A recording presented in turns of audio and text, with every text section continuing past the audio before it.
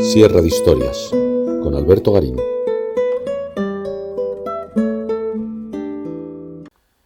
Si pensamos cuál es la capital de Francia, inevitablemente nos viene a la cabeza París, una ciudad que ha ostentado ese lujo de ser la capital desde hace 10 siglos, pues es en torno al año 1000 cuando el hijo de Hugo Capetto decidió establecer su corte en esta ciudad, y tras él los sucesivos reyes franceses avalaron dicha decisión.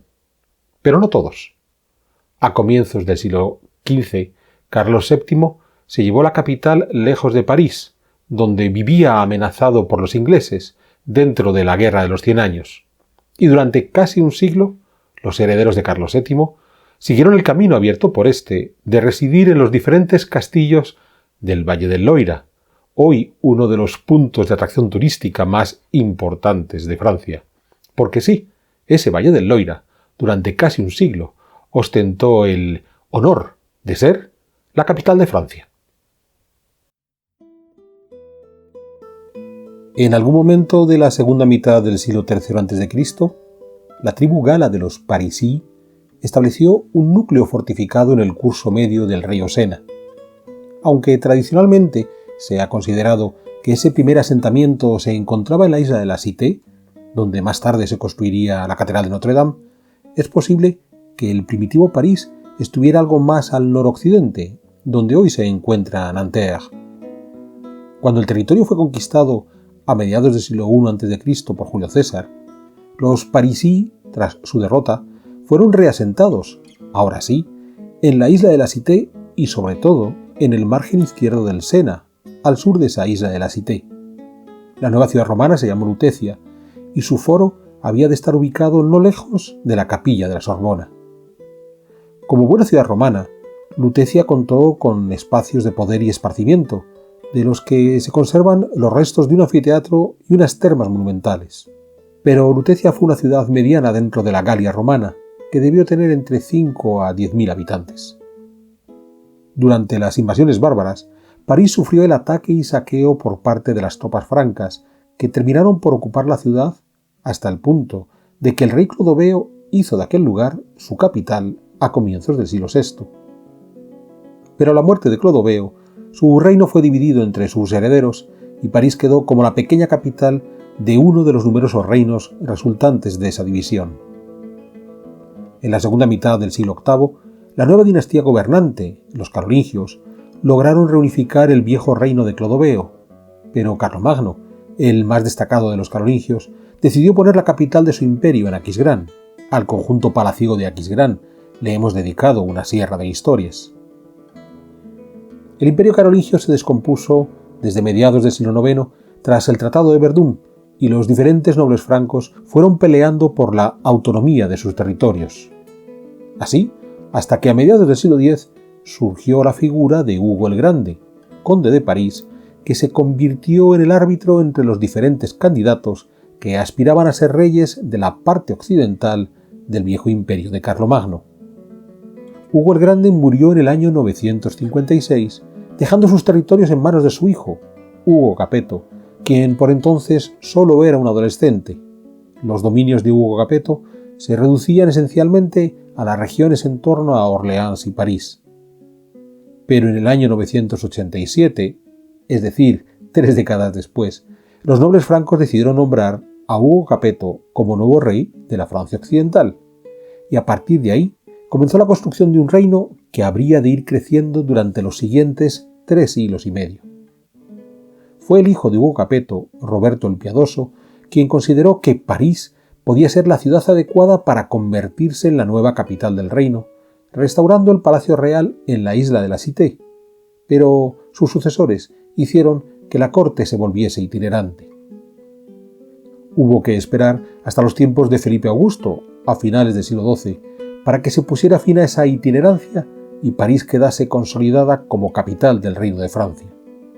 Felipe Augusto se enfrentó contra Ricardo Corazón de León y el hermano de este, Juan Sin Tierra, de la dinastía Plantagenet, con objeto de arrebatarles todos los territorios que estos reyes de Inglaterra tenían en Francia. Tuvimos ocasión de ver estas guerras en la Sierra de Historias dedicada a Leonor de Aquitania. En estas guerras de Felipe Augusto contra los Plantagenets, el rey de Francia no solo combatió en el campo de batalla, sino también en el de los símbolos de legitimidad. Demostrar que él controlaba París, la ciudad que ya había sido la capital del reino desde los tiempos de Clodoveo y con Hugo Capeto, le permitió reforzar su posición. A partir de ese momento, los sucesivos reyes de Francia consideraron fundamental no solo controlar y residir en París, sino engrandecer su capital. El caso más notable en estos siglos medievales fue del rey San Luis, a mediados del siglo XIII, que hizo levantar la Santa Capilla, de la que hemos hecho una sierra de historias, para albergar las reliquias de la Pasión de Cristo, queriendo hacer de París no solo la capital del reino, sino una nueva Jerusalén para toda la cristiandad. En 1328 murió Carlos IV, el último rey Capeto. Entre los pretendientes a sucederle estaban su primo hermano Felipe de Valois y su sobrino Eduardo III, que ya era rey de Inglaterra. El elegido fue Felipe de Valois, que se convirtió en Felipe VI. De partida, Eduardo III aceptó la elección, pero en 1337 el inglés declaró la guerra al francés. Dio comienzo así la Guerra de los 100 años. Este conflicto había de marcar la historia de París. Durante las primeras décadas de la guerra, la iniciativa estuvo en manos de Eduardo III de Inglaterra, que logró infligir serias derrotas tanto a Felipe VI como a su hijo Juan II, quien fue tomado prisionero y enviado a la Torre de Londres tras la batalla de Poitiers de 1356. Quedó como regente en Francia Carlos V, el hijo de Juan II, un muchacho de 18 años.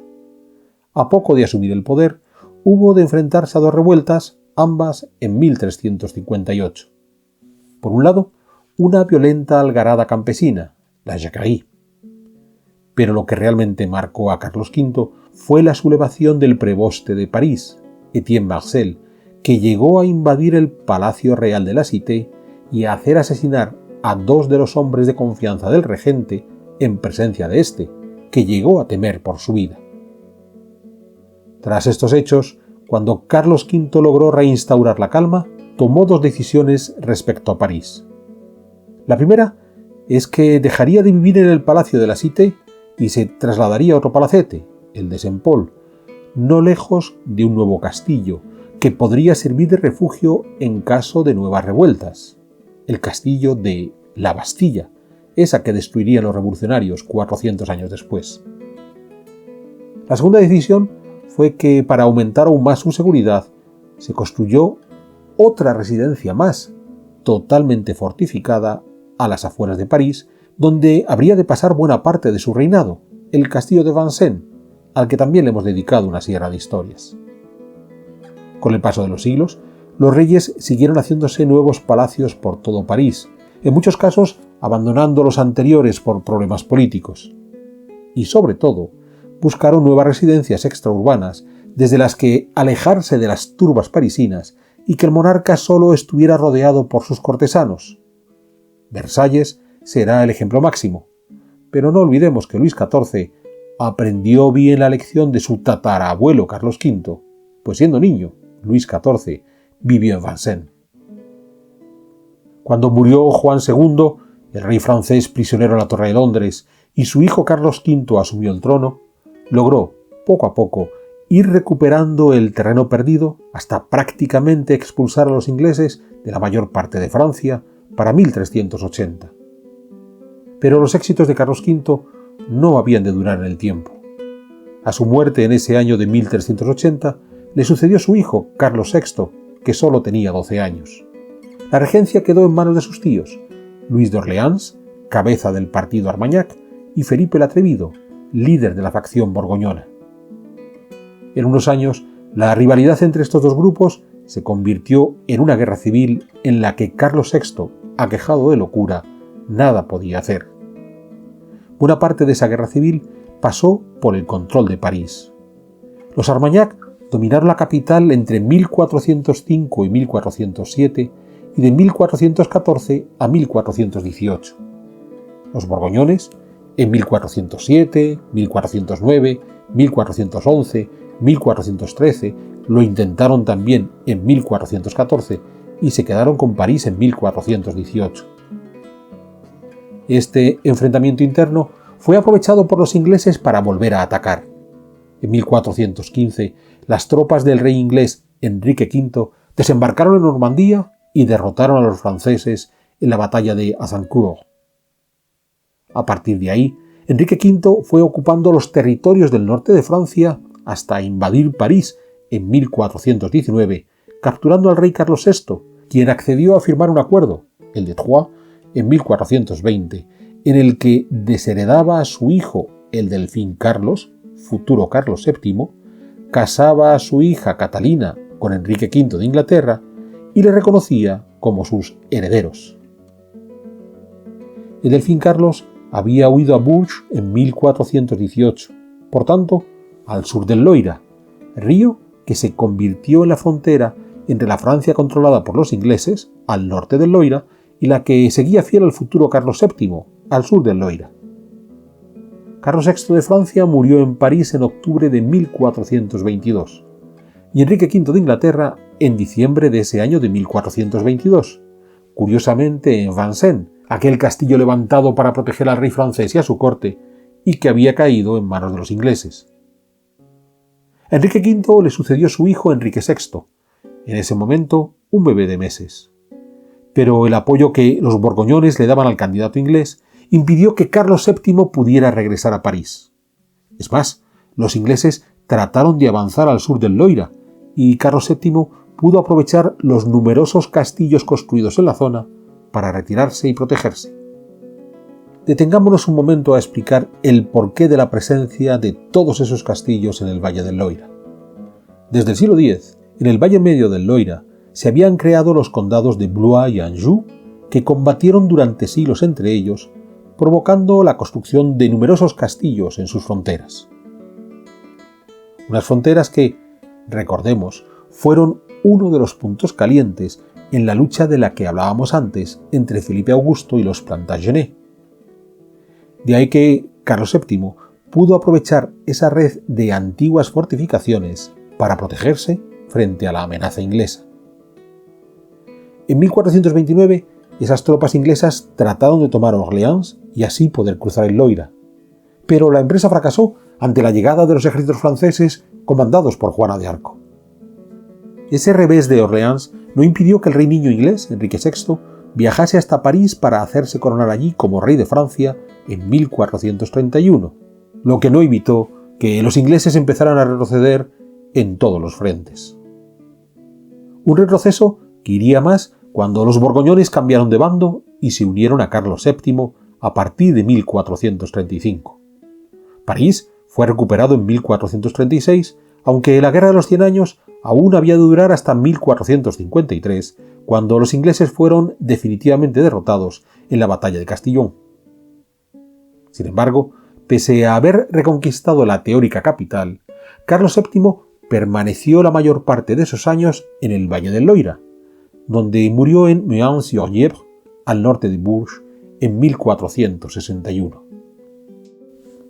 Podemos preguntarnos por qué Carlos VII decidió no regresar a París. Él había nacido ahí en 1403, pero tuvo una infancia muy agitada debido a los enfrentamientos dentro de esta ciudad entre los Armagnac y los borgoñones. Es más, en 1418 tuvo que huir cuando se vio acosado por Enrique V de Inglaterra, y lo hizo a ese Valle del Loira, como hemos estado viendo, donde encontró ciudades amigables que le supieron acoger con los brazos abiertos como Bourges u Orleans. Incluso hubo otras ciudades como Compiègne que llegaron a sublevarse contra los ingleses a favor de Carlos VII.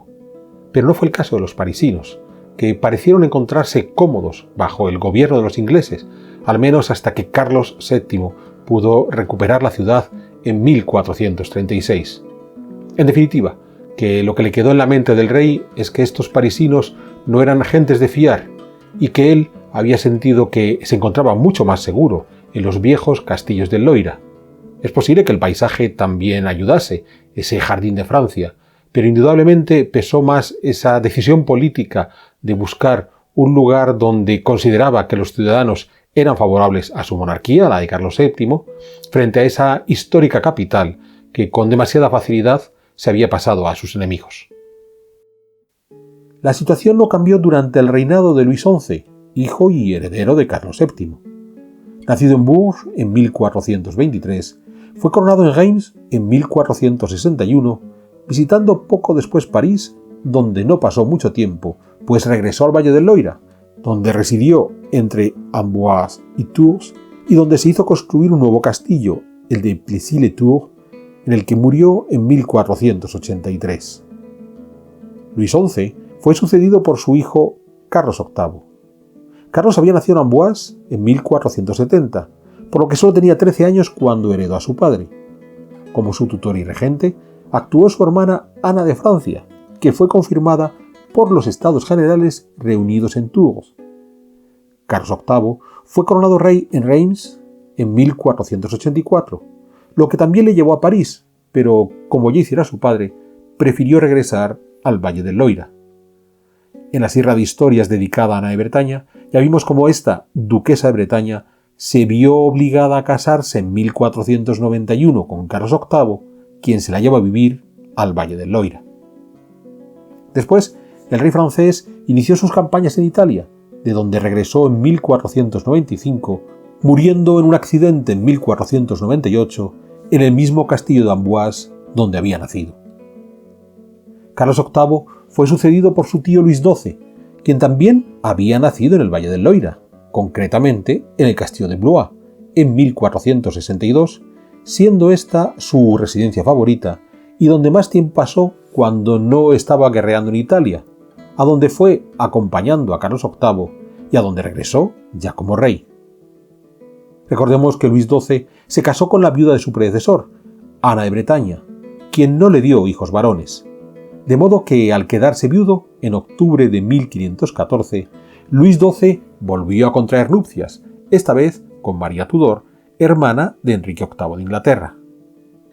Como parte de la ceremonia nupcial, los recién casados se instalaron en París, donde el rey enfermó y murió a los 3 meses de la boda, en enero de 1515, con lo que su presencia en la ciudad del Sena fue realmente anecdótica. A Luis XII le sucedió su sobrino en segundo grado, Francisco I.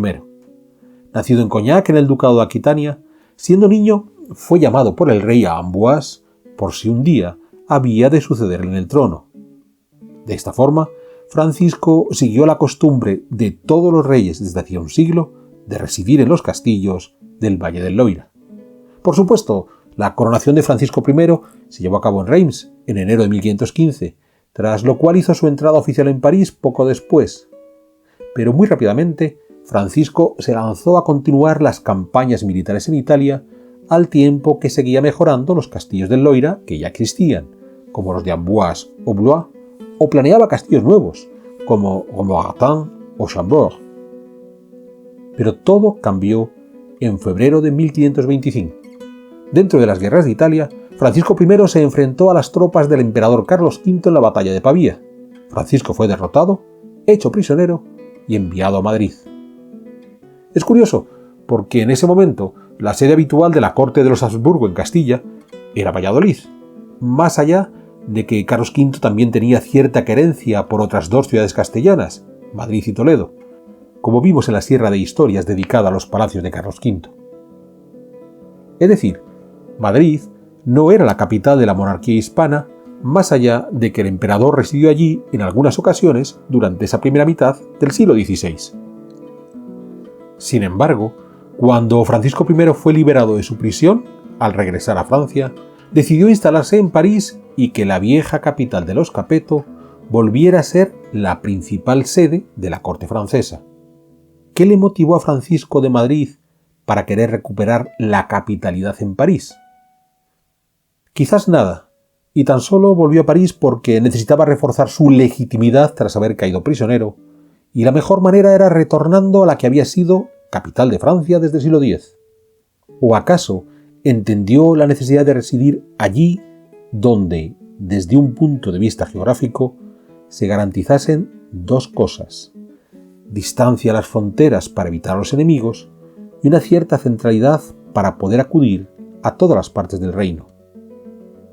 Este segundo punto pudiera parecer que no se daba en París, puesto que quedaba demasiado al norte.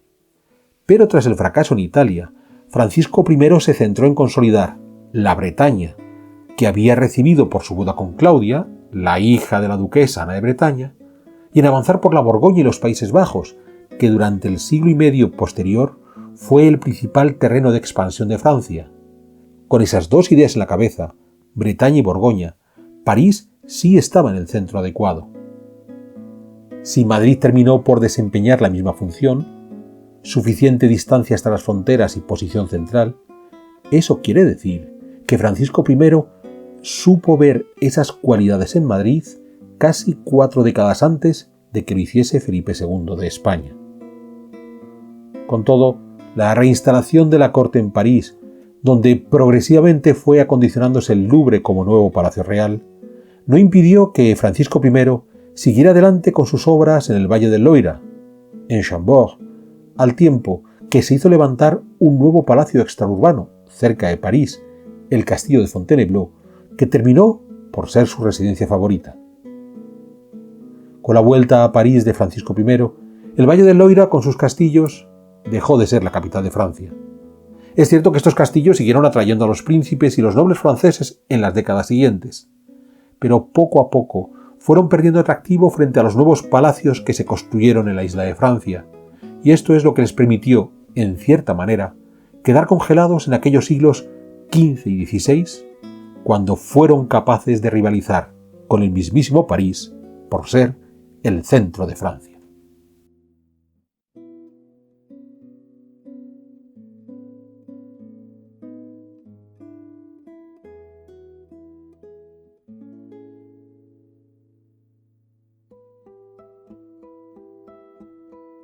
¿Quieres incorporarte a la comunidad de Sierra de Historias?